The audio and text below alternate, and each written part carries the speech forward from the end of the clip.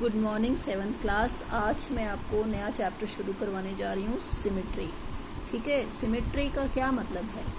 जैसे कि हम कहते हैं कि हमारी जो ह्यूमन फिगर है, आदमी की फिगर है, अगर हम बीच में से एक लाइन खींच दें, ठीक है, लंबाई में, तो दोनों तरफ सेम टू सेम फिगर आ जाएगी, आधी आधी बढ़ जाएगी। ठीक है ना, यानी कि एक तरफ एक आंख एक तरफ हो जाएगी, एक दूसरी आंख दूसरी तरफ हो जाएगी, एक हाथ इधर एक हाथ इधर, तो इसे हम क्या कहते हैं? सिमेट्री।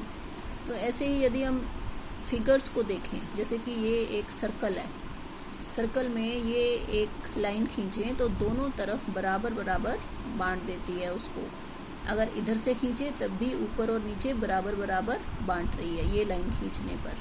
ठीक है, ये एक ट्राइंगल है जिसकी सारी साइड्स बराबर हैं।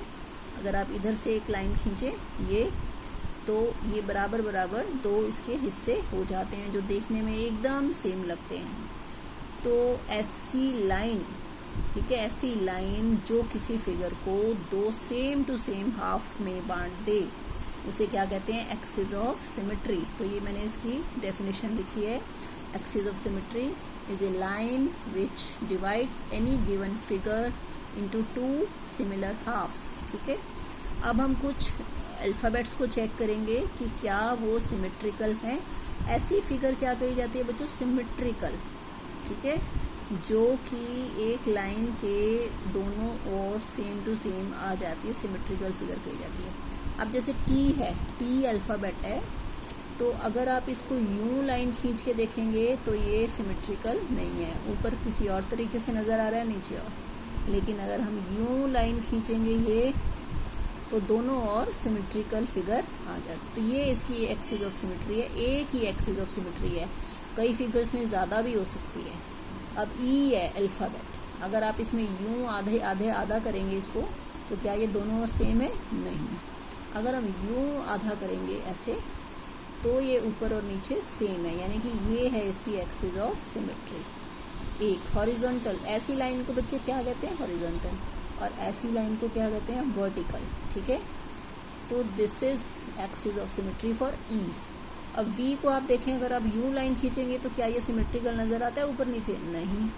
अगर हम यूं लाइन खींचेंगे, यूं बीच में से जाती है सीधी लाइन, हाथ से नहीं, ये तो मैं आपको वीडियो बना रही हूँ क्योंकि दिखा नहीं सकती, ये सीधी लाइन खींचेंगे तो ये एक्सिस ऑफ सिमेट्री है वी के लिए। ठीक है, एम को भी हम वर्टिकल लाइन से ये दिखा सकते हैं कि ये एक्सिस ऑफ सिमेट्री है, दोनों और ये सेम टू सेम आ जाता है।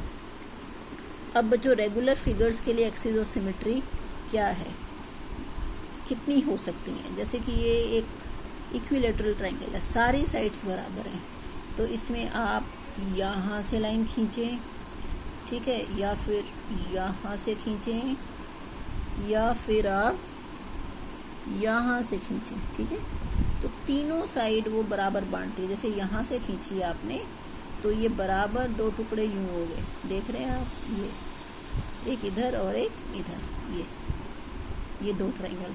अगर आपने इधर से लाइन खींची है तो ये वाला ट्रायंगल है ये, और ये वाला ट्रायंगल है। ठीक है, अगर यहाँ से खींची है तो एक ये और एक ये। ऐसे ही बच्चों, ये स्क्वायर है, स्क्वायर भी एक रेगुलर फिगर है, तो हम अगर इसको यूं खींचें तब भी ये बराबर हाफ्स में हो जाता है। अगर यूं लाइन खींचेंगे ऐसे, तब भी ये बराबर हाफ्स में बढ़ जाता है। और अगर डायगोनल खींचेंगे तब भी बराबर हाफ में बढ़ जाता है, एक इधर ट्रायंगल और एक इधर ट्रायंगल।